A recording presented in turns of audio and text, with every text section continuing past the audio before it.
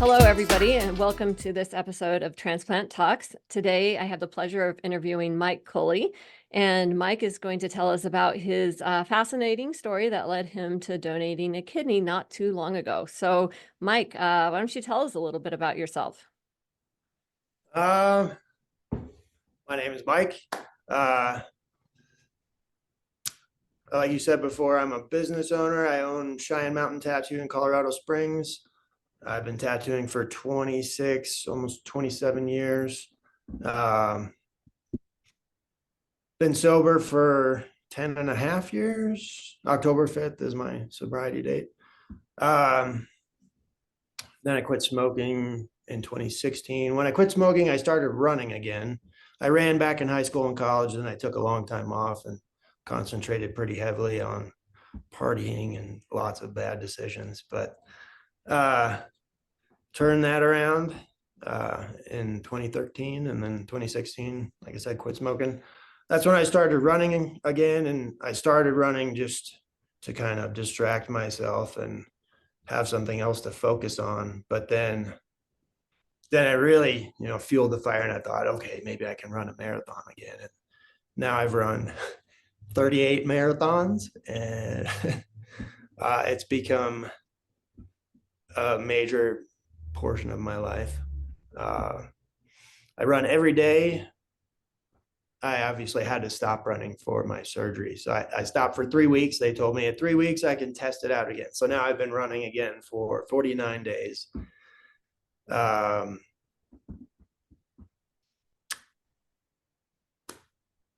Well, and we're going to come back to this, but I will mention that was it 3 weeks or 4 weeks after your kidney donation that you ran the Boston Marathon? It was 32 days after donation that I ran the Boston Marathon. So a little over 4 weeks, almost 5. Well, we're going to come back to that, but you have a lot there that I want to ask you more about. This has nothing to do with organ donation, but I'm curious. Tell me how you got into tattooing.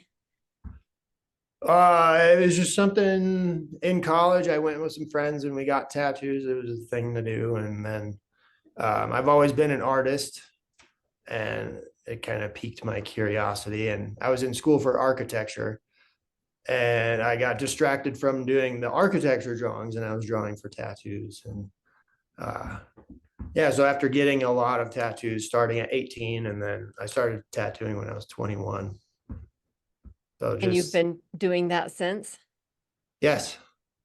Yeah, I was managing a shop before I graduated college, and then I just stuck with this. And so I'm guessing you're probably pretty covered in tattoos? I am, yes. Yeah. It makes the scars just blend in with everything. You Well, can't. that's true. I can't compete, but I'm also a fan of tattoos. Not a tattoo artist, though. Well, tell us how you ended up donating a kidney. How did that come to be? So with a group of my friends, we run every Tuesday evening. We do a lot of other things together. It's a sober, active community. And one of the guys has polycystic kidney disease. So a few years ago, it's been almost 3 years now, we had one of our friends was a blood type match and went through all the testing, was at his pre-op appointment. It was so close. And then medically was disqualified at the last minute. So then 2 years went by, and we were still trying to find a blood type match for him. And we didn't know there was this other way to do it with paired donation or the advanced donation with the voucher. So as soon as he brought that up, there was another friend, Matt, he stepped up and went through the process and was also medically disqualified because he has one kidney. The two are horseshoe shaped. So he's got a superpower kidney. And then it was my turn, and I went through the process and got approved. So, well, a lot of our viewers may not know what a paired exchange is. Do you mind telling us a little bit what you learned about that and what that is? So we didn't do it as a paired exchange, because with that you have to go as a pair, and then you have to match another pair. So we thought it would be probably better and quicker to do the the advanced donation, the voucher program. Got So it. I donated first anonymously, and now he's up. He was scheduled to receive his kidney on May 28th, but that is postponed now. Okay, so basically, because you donated anonymously or non-directed, then you got a voucher, which you could use towards your friend or running buddy. And That's right. then when someone who's a match for him is available, he's kind of up next. Is that how that worked? Yes. Okay. Yeah. So I donated, and then he was immediately, well, not activated yet, but he was sent his kit by NKR, and then he did all the DNA swabs, and then from there he was activated within the National Kidney Registry, and then Okay. they started actively looking for his match. Okay. And then this particular program is through what's called the National Kidney Registry, right? Correct.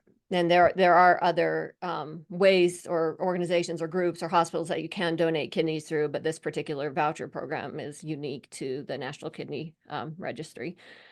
So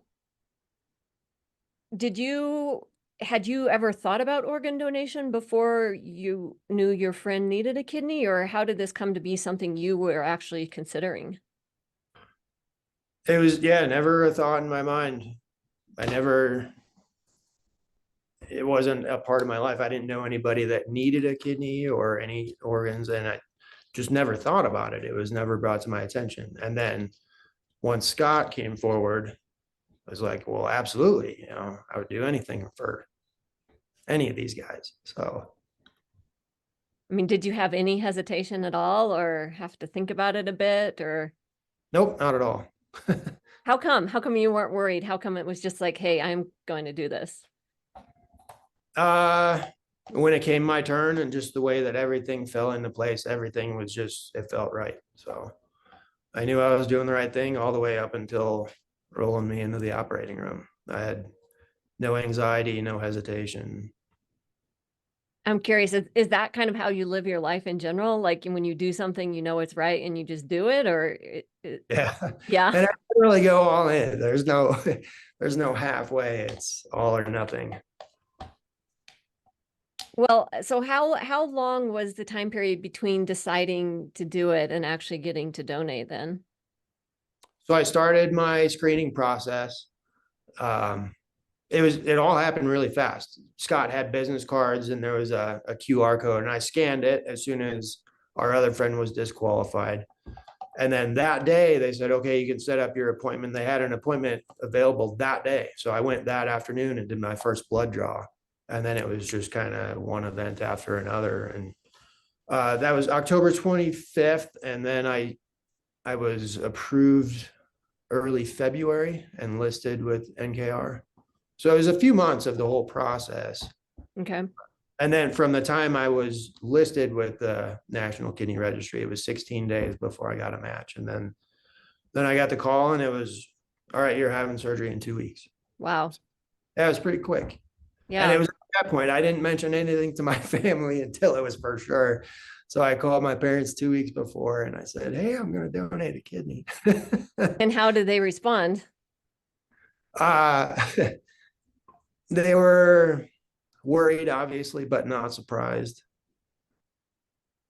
Did they try to talk you out of it?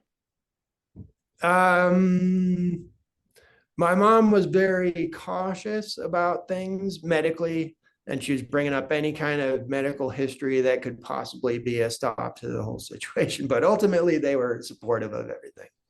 Yeah, once they realized you were doing this. Yeah, they pretty much know, like, there's no stopping me once it gets in my head. So yeah, they were very supportive, and they were there for the whole thing. They flew in and took care of me, and they were there at the hospital the whole day, and they were pretty amazed by the whole process. And when was the actual surgery? It was on World Kidney Day. It was Oh, March 14th, Pi Day. okay. And which hospital did you have the surgery at? I did it at UC Health Anschutz up in Aurora, Colorado. And what was the surgery like and I recovery? don't know. I slept through Good, good. That's a plus. it. I imagine it went well.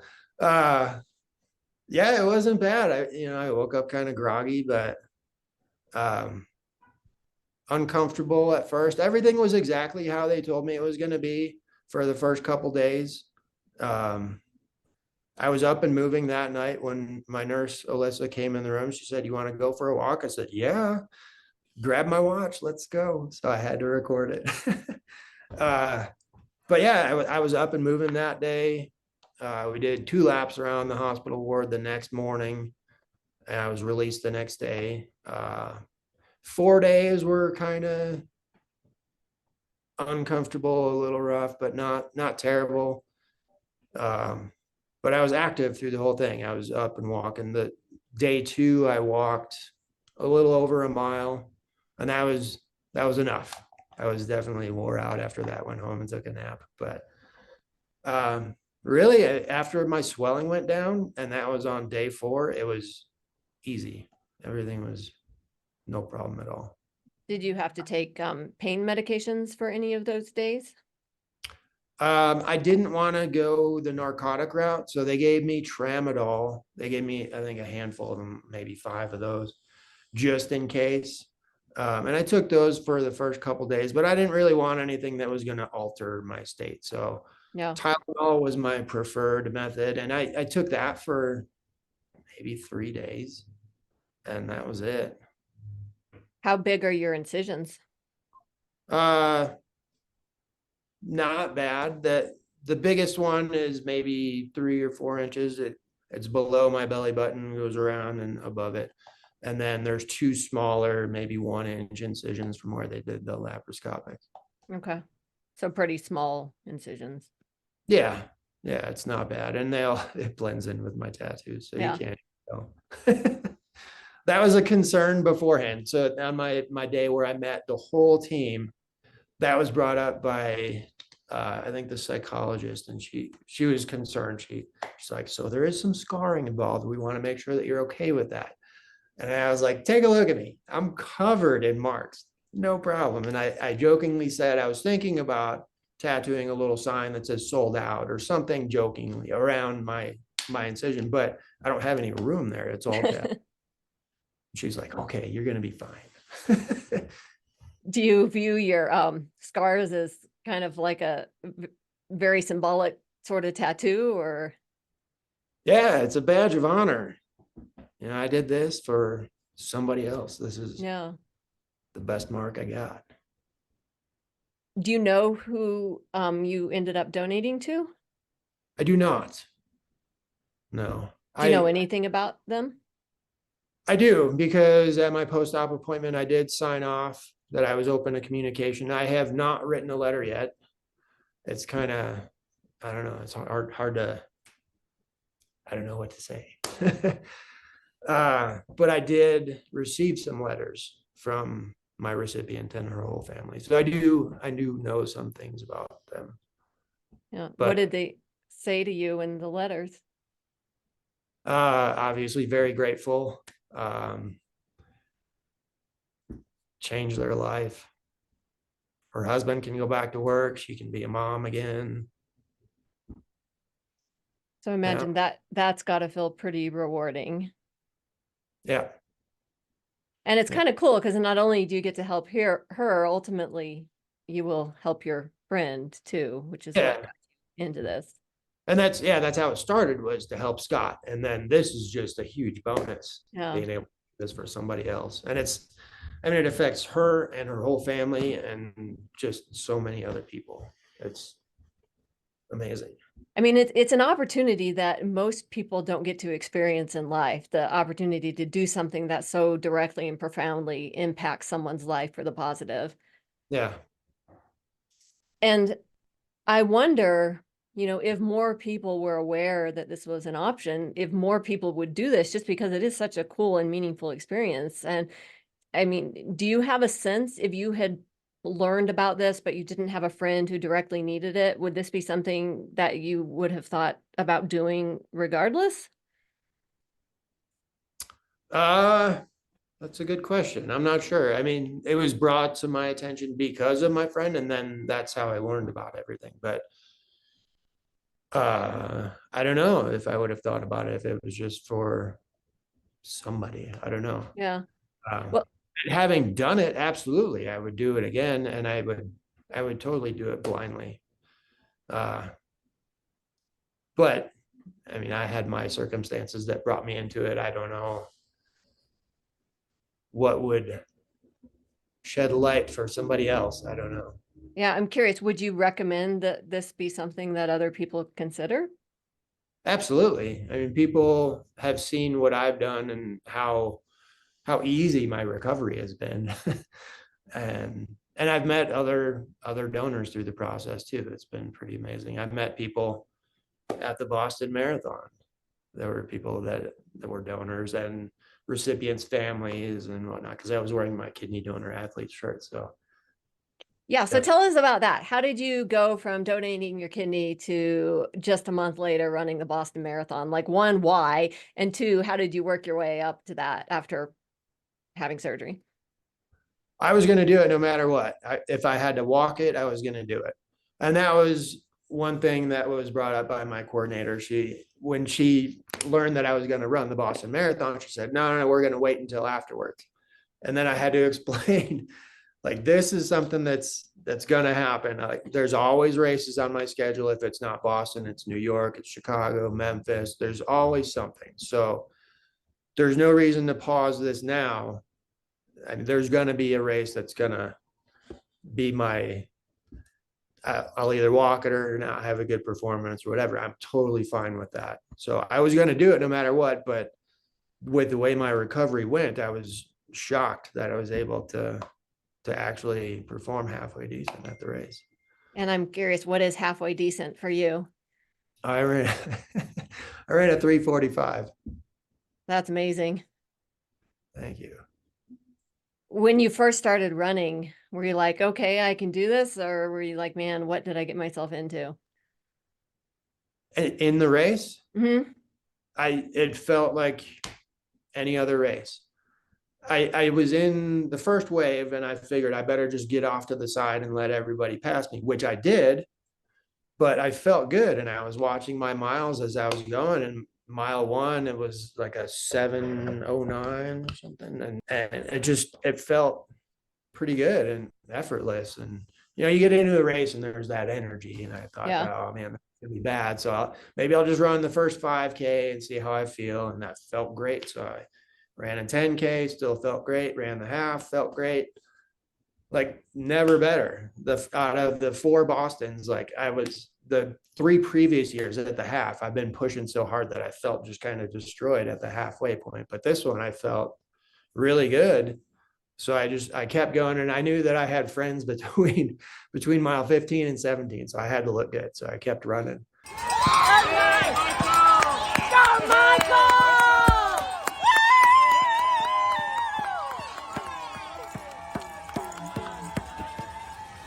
And then it was at mile 18 when you're in the Newton Hills where I was like, all right, I'm gonna back off and walk a little bit.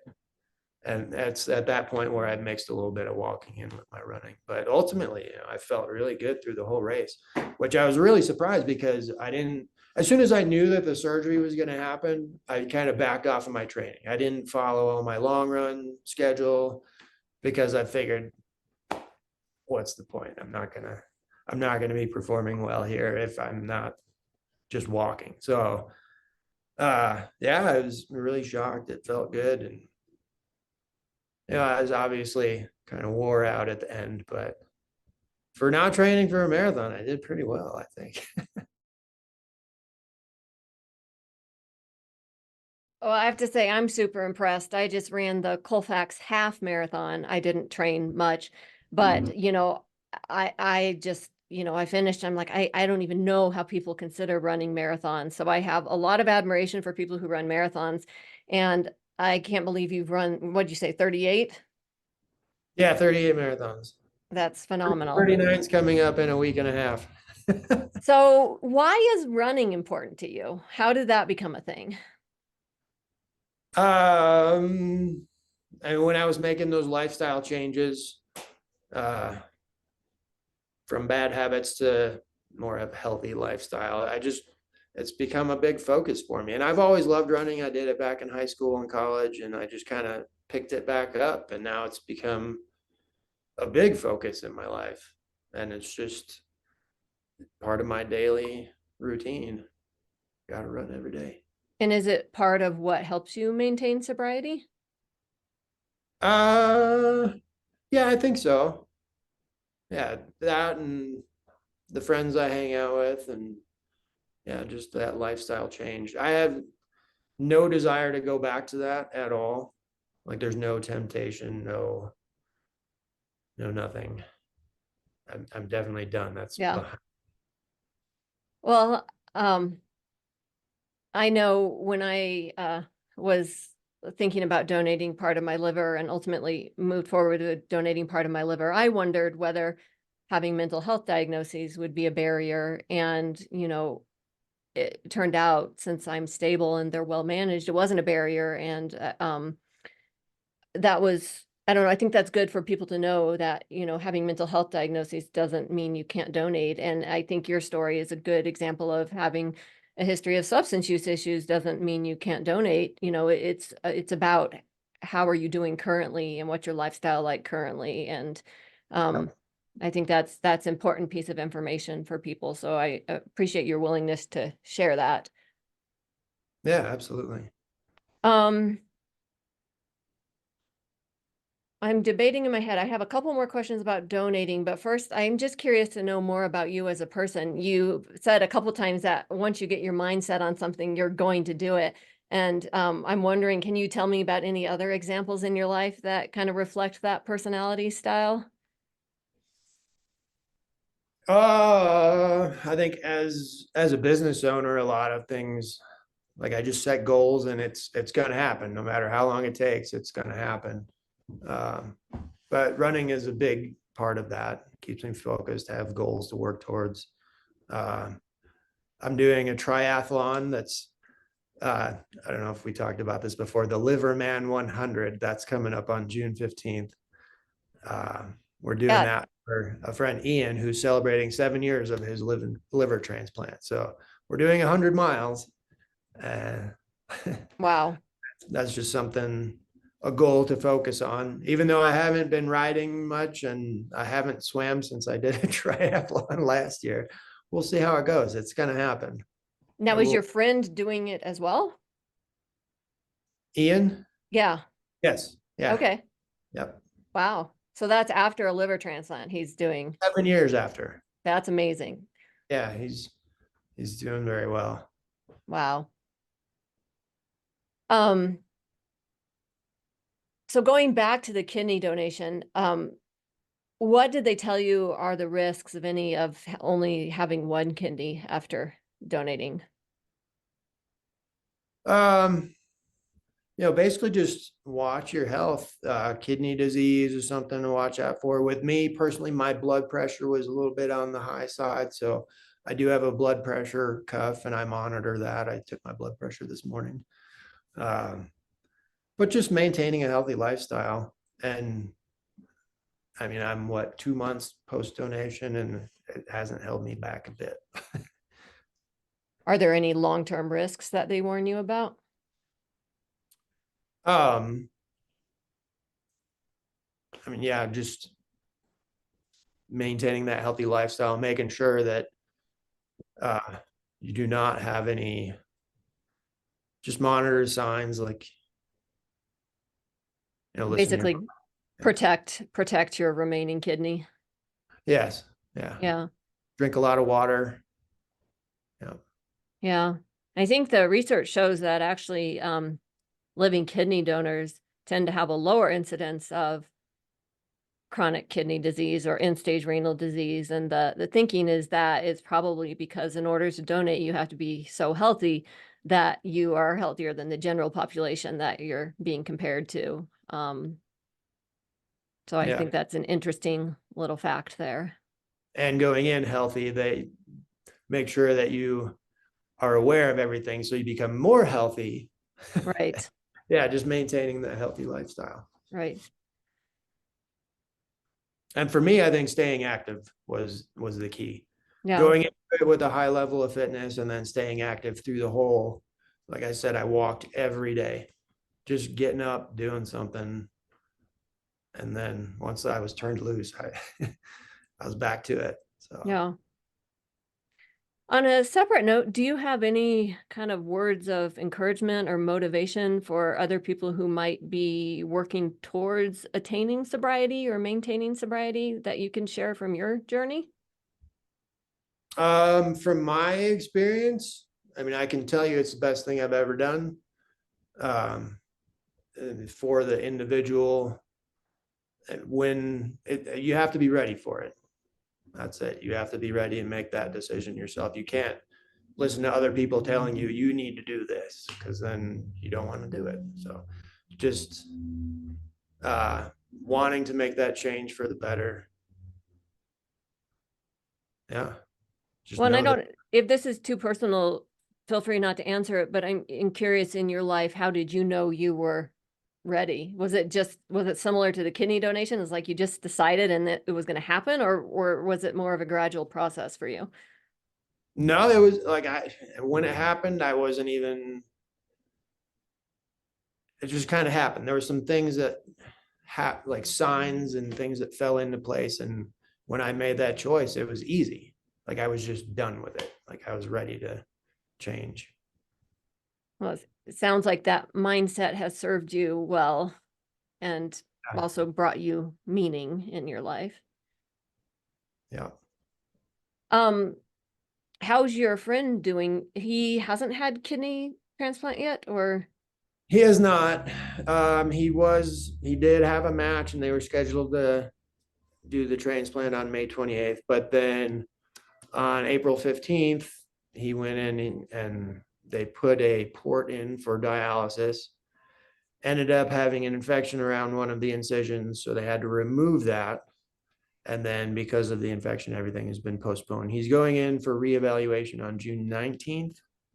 So kind of starting over. That's kind of a bump in the road, a little discouraging, but we'll get there. Is he still running? He hasn't been running with us. He's been coming out and walking from time to time, but he's still hanging in there. Yeah. Saw him last night. We get together every Tuesday night.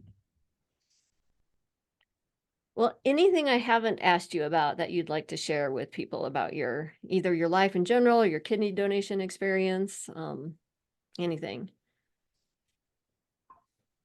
Um,